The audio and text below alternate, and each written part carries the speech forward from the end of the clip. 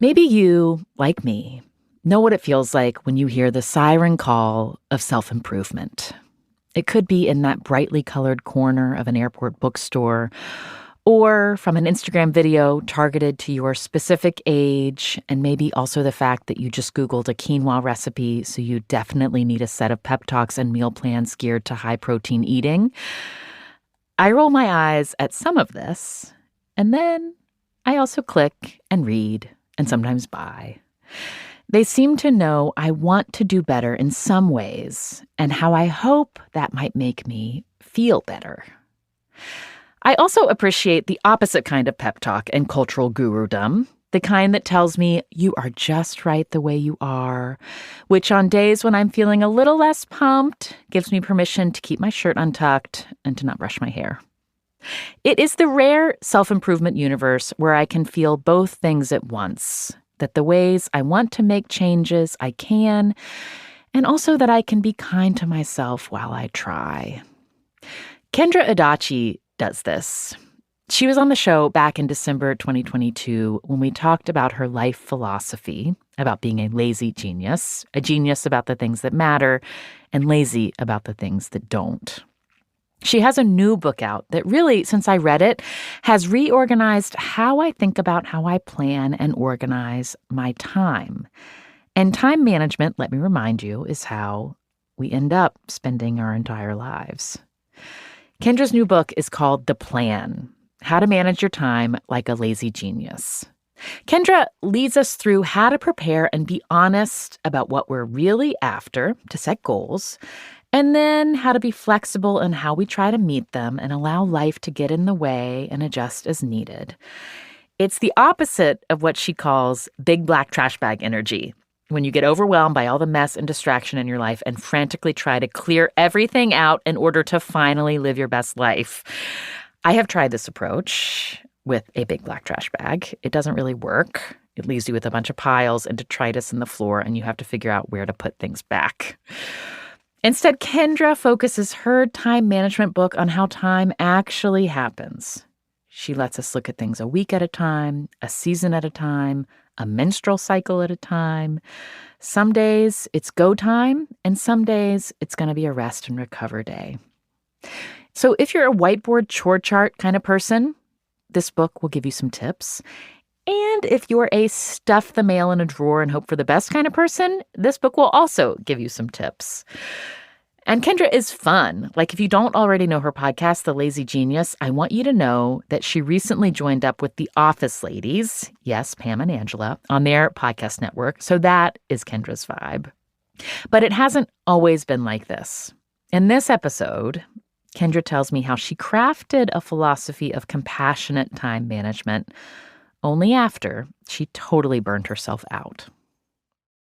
I want to be a person who is not at the mercy of what I have to do or whether I accomplished those things. Like, I want to be the same person no matter what I got done that day, whether it was good or bad or complete or incomplete or a lazy job or a genius job. Like, I am a valuable person. Everyone is a valuable person, independent of your contribution to wherever it is that you are.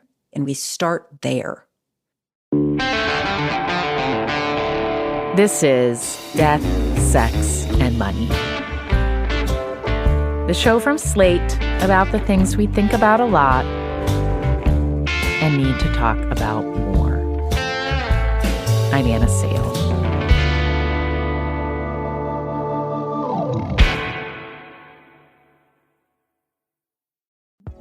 It feels like you can get your credit scores anywhere these days. Random websites, card statements, budgeting apps, heck, even your dog might bark out a few numbers. It's true. Credit Karma isn't the only place you can find them. But we actually do more with your scores to help you find your next financial opportunity. Like a more rewarding credit card, a game plan that helps you pay down debt faster, or a personal loan to help you save more on interest payments each month. Cha-ching! The possibilities are kinda endless. Download Intuit Credit Karma today to get started. Kendra Adachi has lived her whole life in the same town in North Carolina, Greensboro, in the central part of the state. She works out of a little office shed in her yard, And seeing as she is a time planning expert, I assumed when we connected on video chat that she would be surrounded by Post-it notes, butcher paper, and calendars.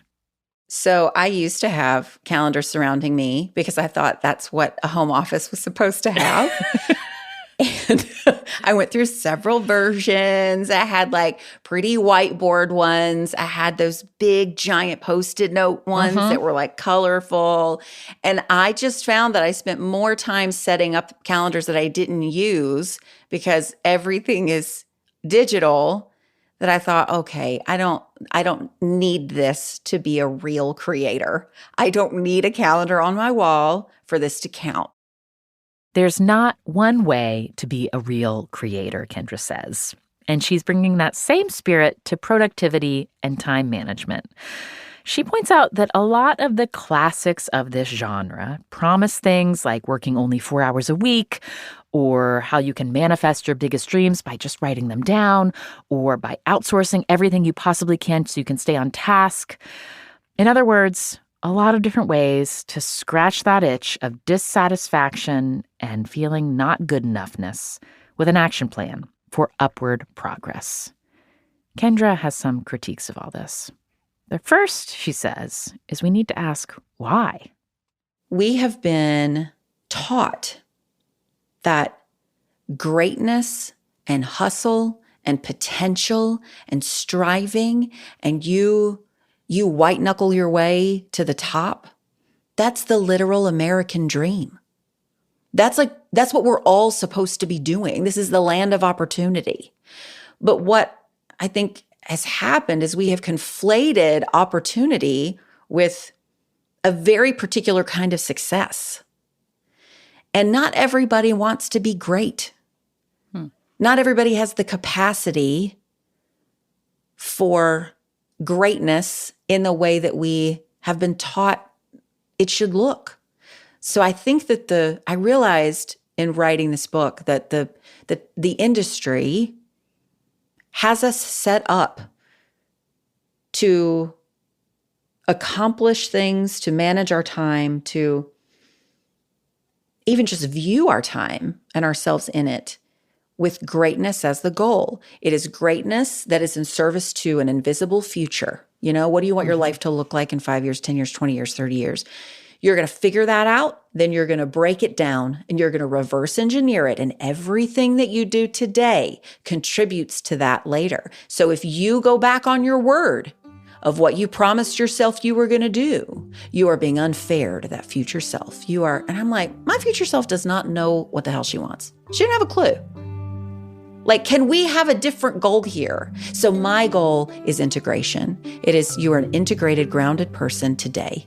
You can have goals, you can think about the future, but you start where you are. Integration, instead of more, better, bigger. How do I make room for all the parts of life and allow them to swell or shrink as needed? So this book is not about pushing through. Kendra says where productivity books emphasize mastery over your time, Kendra wants us to tend to our time. If you're a parent like me, overwhelmed by all that requires, Kendra gives us permission to take that extra beat when we need to and just get out the frozen pizza from Costco. Or if you're an artist thinking about what you love to make and why and what it requires, she helps you separate that love from external validation in a commercial marketplace to help you notice the ways your artist self can show up in parts of your life outside of work. Or if you're suspicious about the trappings of modern adulthood and just aren't sure what of it you want to buy into, integration and tending to different relationships and different parts of yourself, that can help guide the investments you choose to make. So this is all about asking yourself, what matters most to me right now, so you can be a genius about that and then let go a lot of the rest. Be lazy about it. I want to go back and I want to understand more and things I really don't know about the origin story of how you became a lazy genius.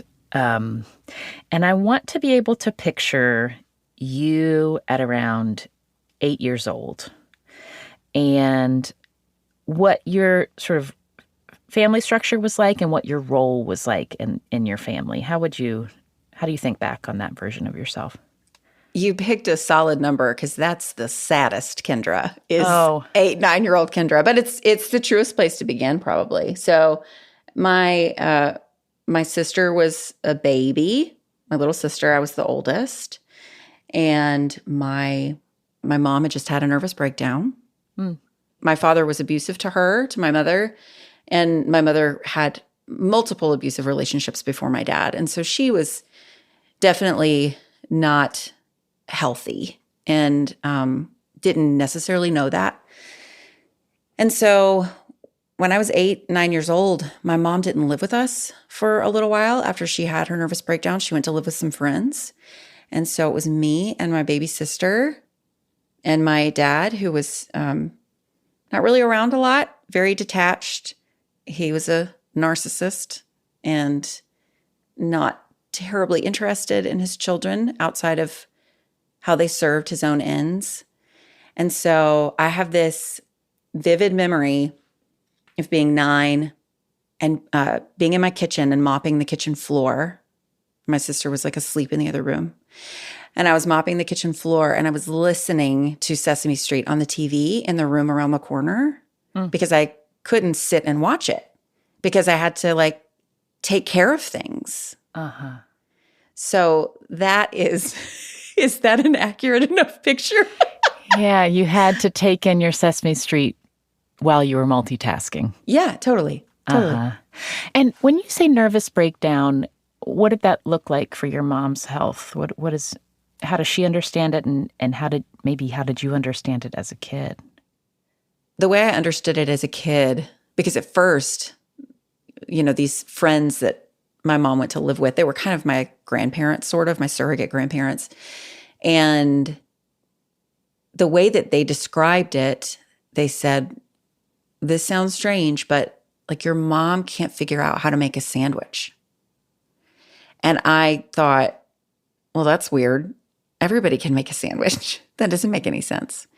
And so I don't, to this day, fully know what the actual diagnosis would have been for her at the time. I know that she had several mental health diagnoses later on.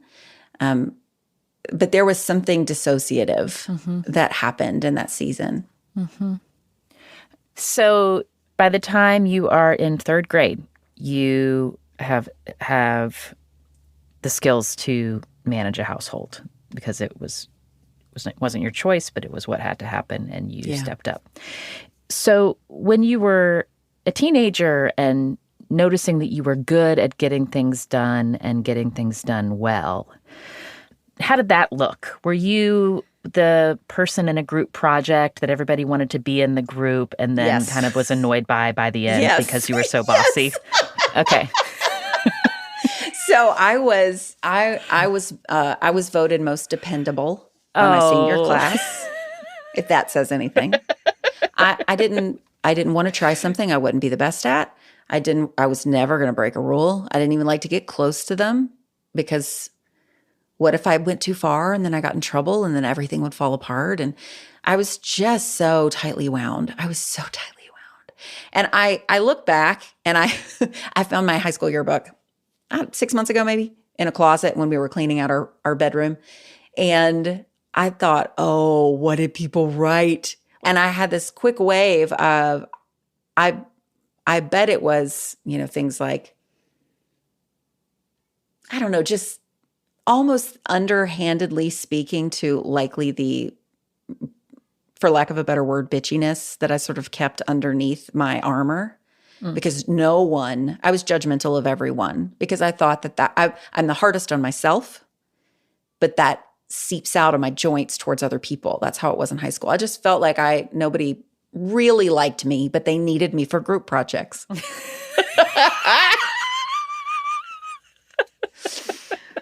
But when I opened up that yearbook, like the things that people said were surprising. Like, I've looked up to you for so long. Thank you for encouraging me when this thing was really hard. Like, they saw the humanity in me that I don't think I saw, that I didn't feel. which I'm grateful for. You know, I'm grateful that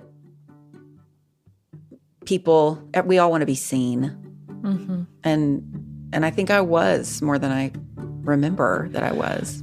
Well, and the way you describe it, it's you were seen for your kindness, and also thank you for supporting me. Thank you for like that's people seeing your big sister energy. Yeah. You know, like your leadership capabilities. Yeah.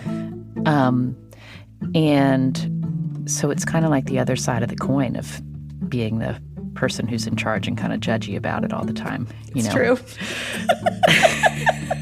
I mean, for anyone listening who has a big sister, you love her. And also she probably drives you crazy. You know, it's like you need her so bad, but you're also like, back off. We're fine. I am a big sister and a little sister, so I'm a mess, Kendra. It is a constant war inside my head. For Kendra, the straddling was more between being a kid and a grown-up. She finished high school and started college, and then left college to go to school closer to home to help take care of her younger sister when that was needed because her mother had another mental health crisis. Kendra stayed involved in her local church, and that's where she met her now husband, Kaz. So I got married at 20. We had very little money, but I bought every Real Simple magazine that I could get my hands on. We had like a free, like a crate in front of the local library where people could drop off their magazines, and I would get all the ones that were like home related because I was determined to create a home that was safe and comfortable, but also like not chaotic. And I wanted to be the best wife anyone has ever been. And I had a cleaning schedule on our refrigerator that was an annual calendar, a 365-day dry erase yearly calendar that I mapped out our whole cleaning schedule. You guys, if you could see Anna's face right now. I mean, I am so the opposite of that. That is like the equivalent of a sexual fantasy for my husband at this point. Probably. That's so 365 days. So that means there's something to be done every day or disorder lurks. Exactly. Yeah. Did I do it? Did I follow it? Of course not. Of course not. But I sought to be, this is where the genius part of lazy genius developed. I sought to be an actual genius in every area that I possibly could. I was going to do everything the best it could be done, be the most organized, follow through the most, be the most disciplined. Like there was no other option for me but to live life that way. But I think the moment that probably was the most where, I just kind of hit the wall of like, this is literally not sustainable, is when I had my first kid. You know, like I tried to be the best mom ever. And if my kid didn't sleep, if my kid didn't eat, if my kid wasn't compliant, all the different things, that it was my fault, that I was just a bad mom, if that was the case. And my oldest, Sam, who is almost 15, started high school yesterday on the day that we are having this conversation. Before he was 18 months old, the first 18 months of his life, he did not sleep for longer than 15 minutes at a time. Oh. And the couple of times that there were a couple of these magical stretches where he would sleep for 2 or 3 hours, but this child would not sleep. He wouldn't sleep. And it's like he didn't need to. You know, the books are saying your baby needs to sleep 16 hours a day or whatever it was. And I'm like, mine's barely doing 8 and it's in these tiny increments and I'm losing my mind. What am I doing wrong? So everything in my 20s, if it did not go the way that I thought it should go, if it did not go according to my plan or my expectations, it was always my fault. And babies notoriously do not do what you want them to do. So I was living in a constant state of, this is my fault, this is my fault, this is my fault, which then turned into, well, I just can't do this anymore. I can't be this person anymore. I obviously do not have what it takes to be the kind of mother and wife and person that I thought I was capable of being. So I am going to swing the other direction, which is, well, I'm just not going to care about anything.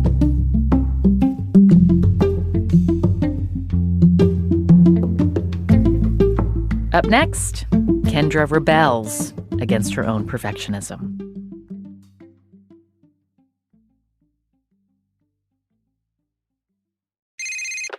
Hey, it's me, the Quenchies. I'm that late afternoon craving you just can't shake. Wait, what's that? Welch's Grape Aid? No! Made with real fruit and no added sugar, nothing answers the call of the Quenchies like Grape Aid. Got the Quenchies? Grab a Grape Aid in your juice aisle. After a night with drinks, it's tough to bounce back the next day.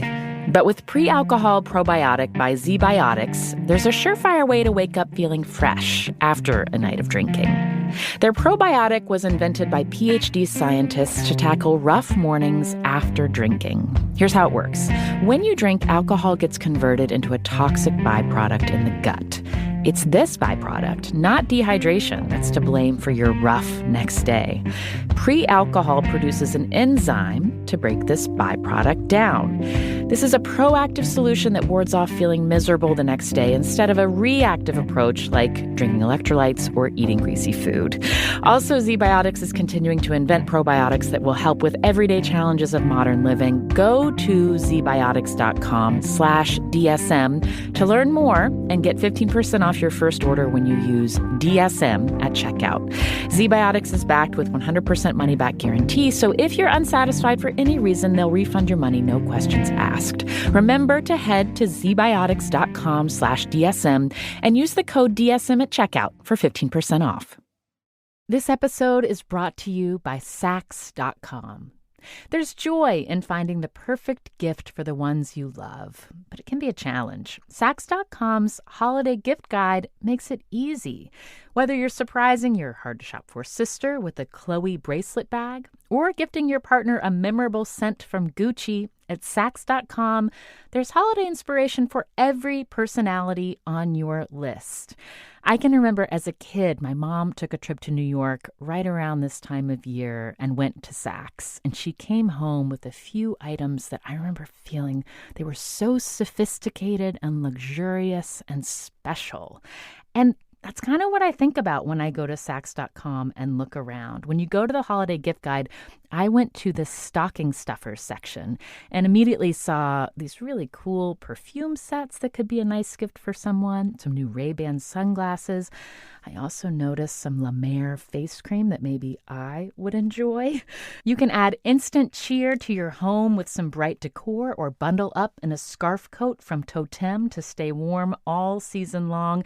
Saks.com's hand-picked guide can help take the stress out of the holidays by helping you choose gifts for your loved ones and maybe one or two for yourself. Find gifts guaranteed to bring joy to everyone this holiday season at Saks.com. That's Saks.com for the ultimate holiday gift guide and all the shopping inspiration you need. This is Death, Sex, and Money from Slate. I'm Anna Sale. By the time Kendra Adachi had her second child, she was totally worn out from setting really high standards for herself. So she rebelled, and that became a whole new persona.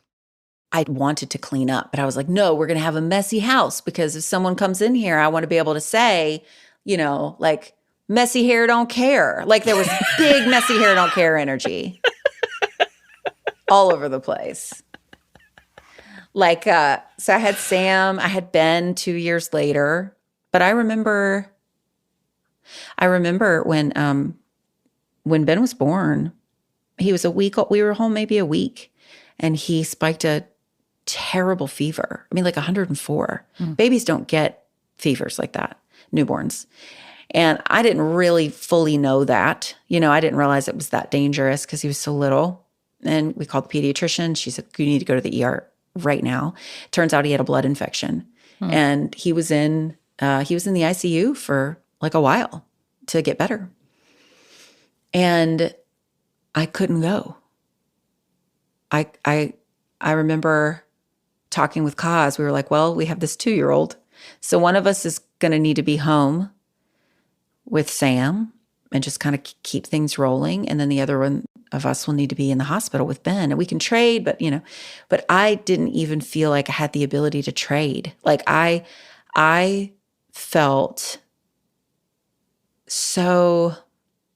I cared so deeply. Obviously I cared deeply about Ben, wanting him to be okay. But there was something in me that was still like, this is your fault. Like, your baby's sick.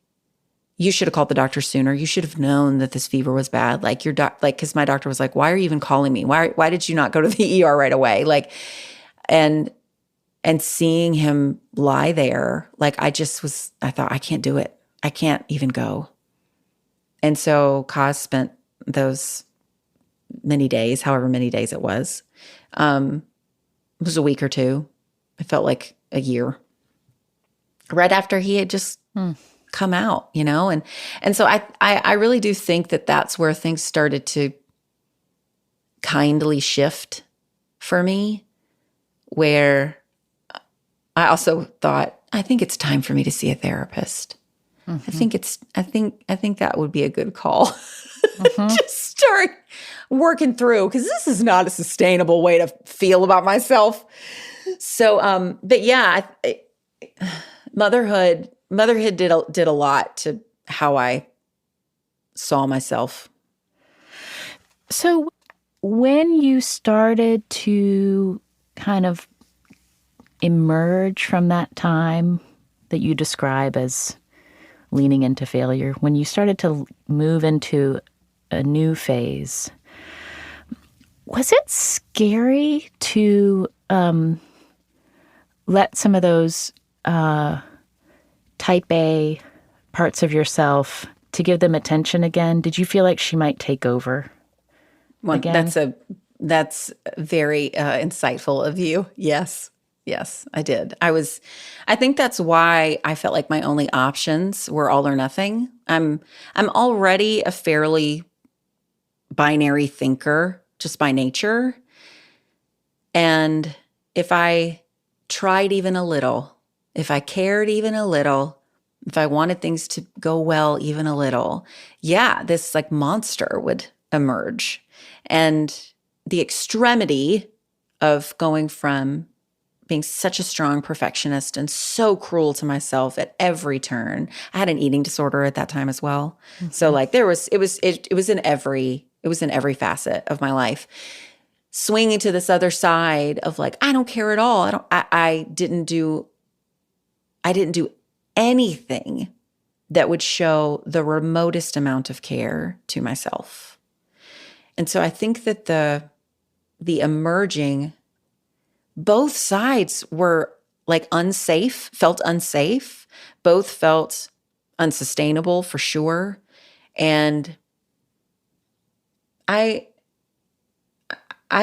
depend on my gut a lot. Like I'm a gut forward person.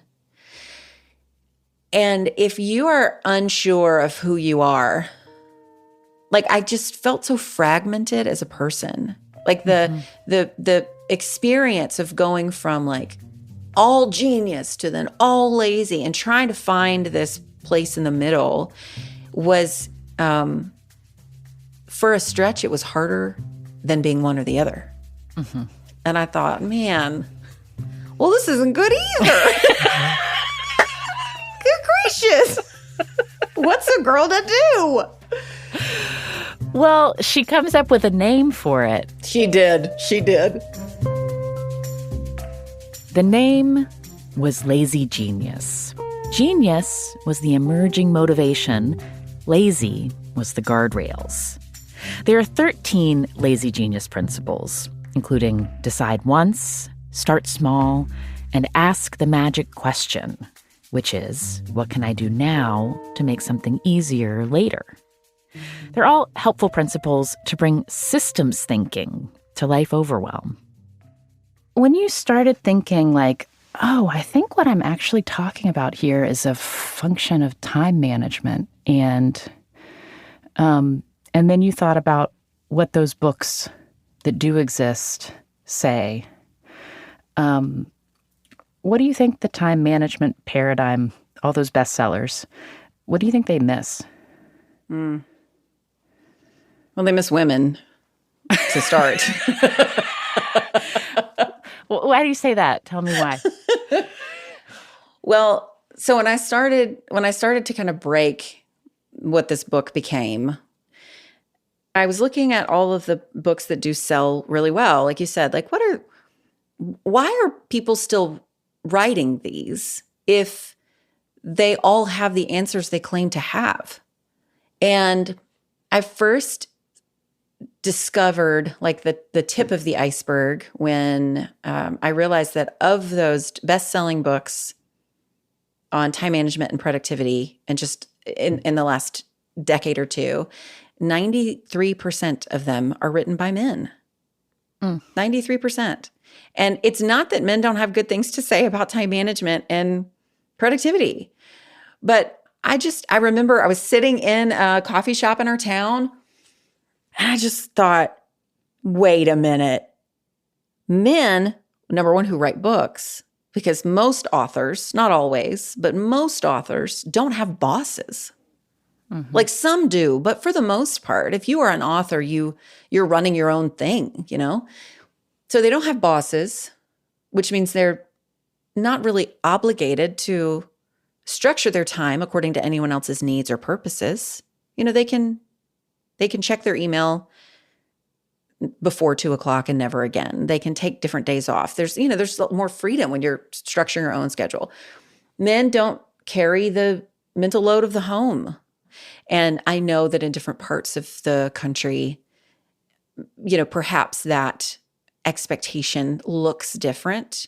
But when you're a Christian girl from the South and you start being like, wait a minute, I have to do all of this? Are you sure? The dude just does the trash and the grass? That's it? Oh no. Oh no. This is not sustainable. So that's another thing that men are missing. And then the third is that male authors don't have periods. Huh. They don't have the hormonal fluctuations that women do. And those three things are enormous things that are required for time management conversations for women in particular.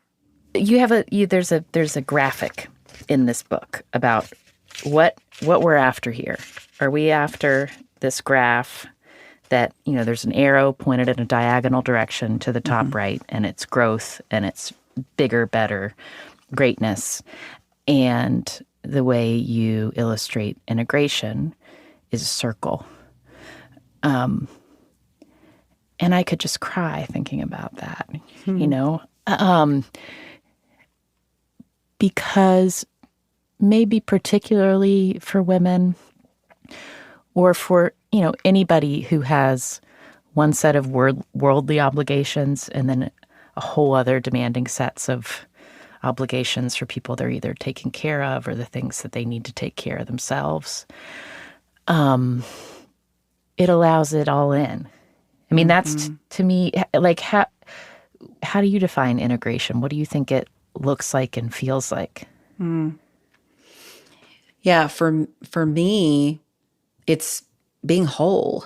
It's feeling connected to all the parts of yourself and going, no matter how I feel right now, no matter what is happening around me right now. It's not that you're like, when I say wholeness even, or groundedness or anything, it's not that you're not crying on your bed about a to-do list, or you're not lying in the floor because you're overcome with grief. It's not strength in the sense that we've been taught strength is. It's not this uprightness. It's awareness and presence and acceptance of, this is me, here I am, here we are. This is the This is the place I am in. That my circumstances don't change my character. They don't change my identity.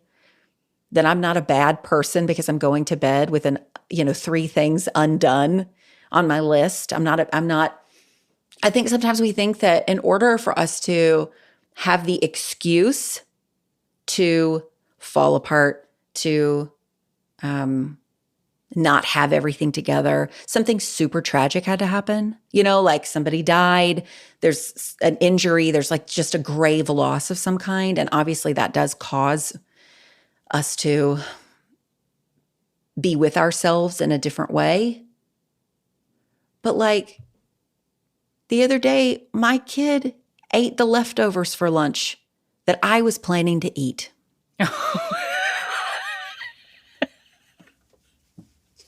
And when I tell you, I was so mad. I was so mad. And lunch is like so sacred to me. And I just did not communicate to precious Ben that I was going to have the tikka masala for lunch. And I go to get it, and it is empty. And I looked around, and it's like, who ate the tikka masala? And Ben goes, I did. It was so good. And then he goes, oh, no, did you want it? Oh. And I stopped because of this practice of integration. I stopped, and I think I ask myself all the time, what matters right now? What matters right now? What mattered in that moment was my kid did not feel shamed for not doing anything wrong. He didn't do anything wrong. He ate the food that was in the fridge. That wasn't wrong. He got his own lunch. I didn't have to make it, So I asked myself very quickly in that moment, which is part of my own practice of integration, is what matters right now. Let's be grounded where we are right now. And it was connection with Ben. I said, oh, dude, it's fine. I'm so glad you enjoyed it. I'll find something else to eat. And I turned around and I'm like taking deep breaths because that's the food I really wanted to eat. But those things happen more than the great losses, those daily things. And we just don't give ourselves permission to recognize that some things feel bigger than they are, and that's okay. And that you can be present where you are, and you can be kind to yourself, even if your circumstances are not what you wanted. That's just life. People are going to eat our leftovers. And we want to learn how to stay a kind person to ourselves and to them when that happens,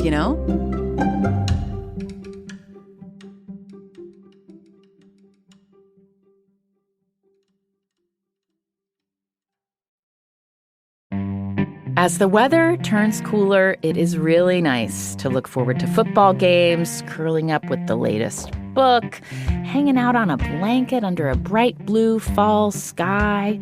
But for that, you need to reach for your favorite cozy sweater from Quince. And they have cozy sweaters, let me tell you. I have been really enjoying my black V-neck cashmere sweater from Quince and my Fisherman Crew sweater from Quince. I go back and forth between the two, and they are so cozy, and they really feel like they are just as high quality as luxury brands that cost a whole lot more. Quince is known for their Mongolian cashmere sweaters from $50, and it's not just that. All Quince items are priced 50 to 80% less than similar brands. That includes beautiful leather jackets, cotton cardigans, soft denim, and so much more. How do they do that? By partnering directly with top factories and cutting out the cost of the middleman, which passes the savings on to us. And Quince only works with factories that use safe, ethical, and responsible manufacturing practices. And of course, premium fabrics and finishes for that luxury feel in every piece. Get cozy in Quince's high-quality wardrobe essentials. Go to quince.com/DSM for free shipping on your order and 365-day returns. That's QUINCE.com/DSM to get free shipping and 365-day returns. Quince.com/DSM. Making everyone happy on vacation isn't easy. But you know what is? Going to Aruba. All you have to do is walk out your door to find pristine pools, relaxing white sand beaches, and an island teeming with outdoor activities that'll put a smile on any face. You won't just feel great, you'll all feel great, filled with a calmer, more peaceful vibe that radiates Aruba's warmth. And the best part is, it never fades. That's the Aruba effect. Plan your family trip at Aruba.com. Maybe it's because I'm in my mid-40s, but one question I find myself asking a lot is, what is enough? Like, when I feel a certain restlessness, I ask myself, is this just about chasing another dopamine hit?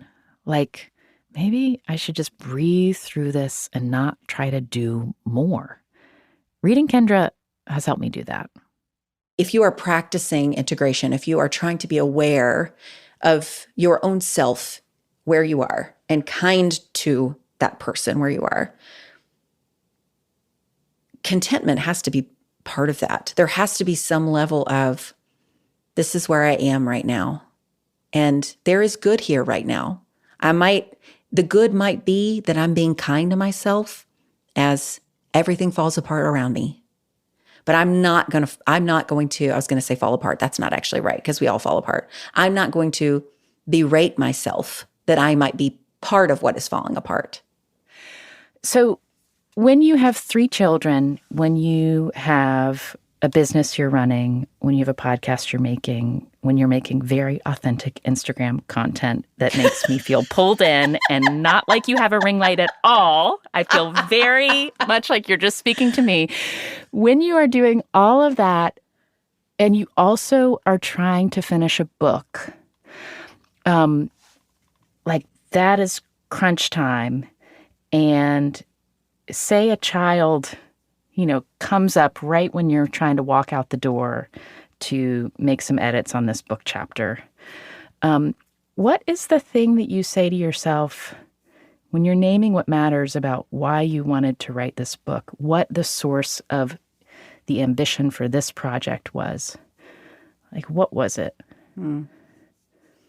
It was worth it to me to have a season where I did have to walk out the door more often than not to work. My kids ate a lot of hot dogs in over 6 months in 2023 when I was writing this. A lot of things had to be let go because I wanted to put every bit of genius energy in my body into this book so that people could read it and feel seen, but also have practical help when they read it, when they walked away, that it shifted what they thought they knew. It gave them a new way to see their time and themselves. But I see what you're saying, that like I'm tired of women feeling guilty for doing things that, are not connected to someone else. And so I think even in the practice of writing this book, because I have 2 sons, I'm married to my husband. I have 2 sons who are teenagers now, and my daughter, Annie. I want them to see me say to them, I know I'm so tired right now, and I've got to get these edits done, but and because I'm tired and I'm going to come back in and I'm going to go straight to bed, it would be amazing if you guys would work together to tidy up the living room, because I usually do most of it after you guys go to bed. And I'm not going to have the energy to do that when I come home. And it's going to feel good to all of us when we all wake up in the morning and it's a little tidy. So when it's like the adjustments that we all make in our lives, depending on what is going on, for my kids to actively see those adjustments that we all make together, and to see that sometimes mom is really tired and has to go to bed at 8, and I'm gone sometimes. And I've had kids cry when I leave the house. You're going again? You're leaving again? And that's heartbreaking. I mean, it is. It's so hard. But to know that, like, my kids can be resilient. My kids they don't have to have me around to be okay all the time. Like, it's this, writing this book, selling this book, my whole job really is a way for me to demonstrate to my kids what it means to manage your time in a compassionate way.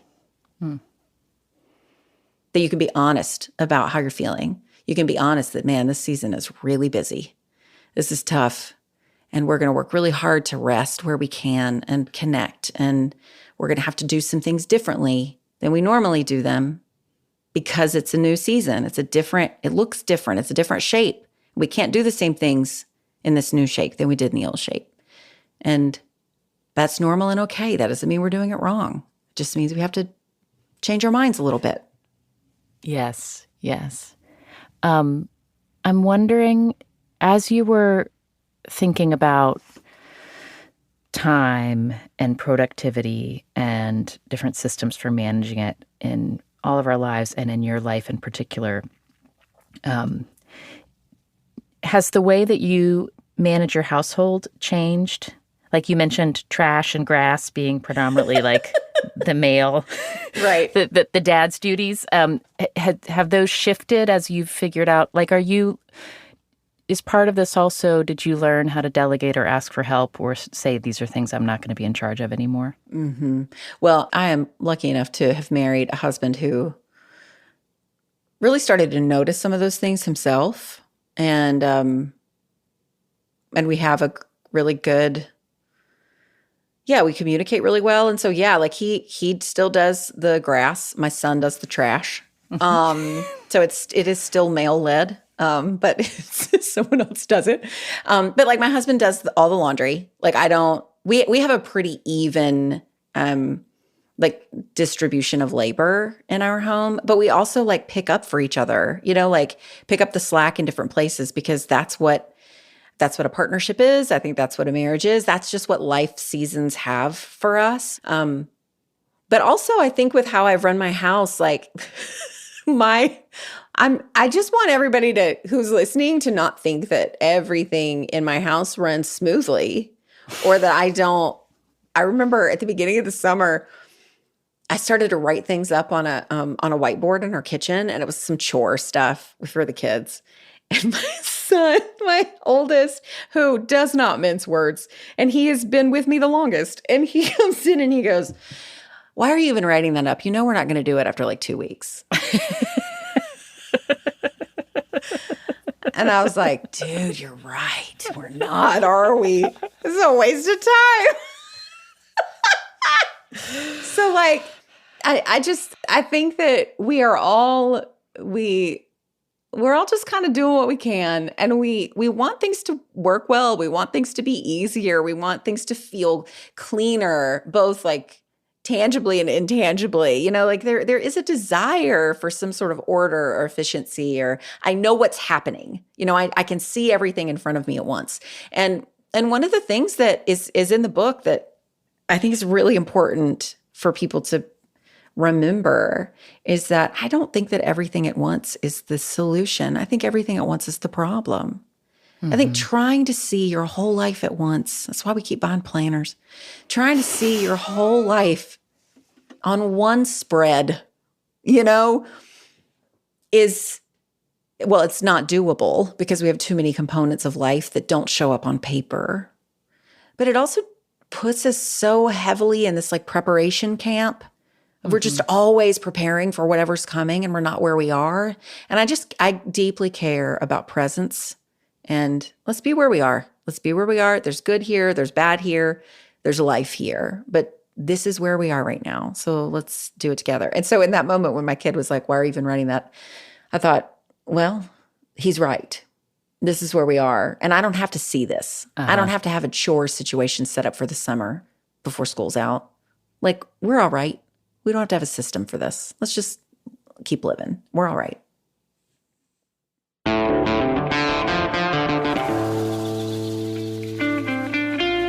That is Kendra Adachi. Her new book is called The Plan: Manage Your Time Like a Lazy Genius. And we put a link to all 13 Lazy Genius principles in our show notes. This episode was produced by Cameron Drews. Death, Sex, and Money is produced by Slate. And if you aren't already, please join Slate Plus to support the work of our team. It'll also get you access to new benefits, including listening to us and all of the great shows that Slate makes, like Slow Burn and Decoder Ring, without any ads or sponsor breaks. You'll also get to listen to the Slate Plus drops that we are making for you, at least 2 new ones a month. To subscribe, just go to slate.com/DSM+, or you can go to the Death, Sex, and Money show page on Apple Podcasts or Spotify to sign up. The rest of our team is Andrew Dunn and Zoe Azulay. Daisy Rosario is our senior supervising producer at Slate. Alicia Montgomery is Slate's head of audio. Our theme music is by the Reverend John DeLore and Steve Lewis. If you are new to our show, welcome. We're glad you're here. You can find us and follow us on Instagram at DeathSexMoney. You can also sign up to get my weekly newsletter at annasale.substack.com. And you can reach us by email anytime with voice memos, pep talks, questions, critiques at deathsexmoney@slate.com. We love hearing from you. One of the most useful Lazy Genius principles that Kendra offers us is called start small. But when you're feeling like you really want to tear down some stuff to make life more manageable, start small does feel a little small. I think I laughed out loud when you said that start small was the most annoying of the bunch. Oh, she's so annoying. No one likes her. No one likes her. But everyone needs her. Like, she's your friend who's a notary. You're like, well, we can't drop her because we need a notary. I'm Anna Sale, and this is Death, Sex, and Money from Slate.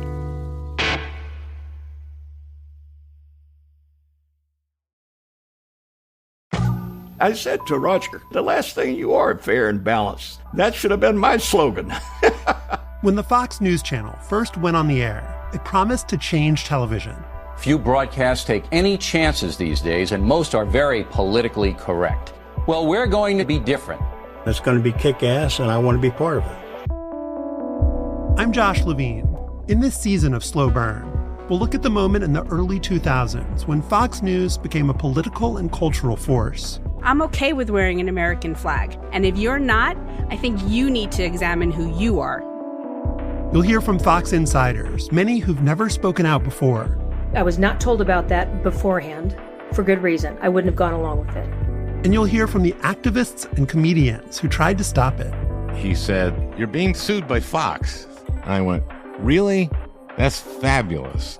Slow Burn Season 10, The Rise of Fox News. Hear the entire season now, wherever you listen.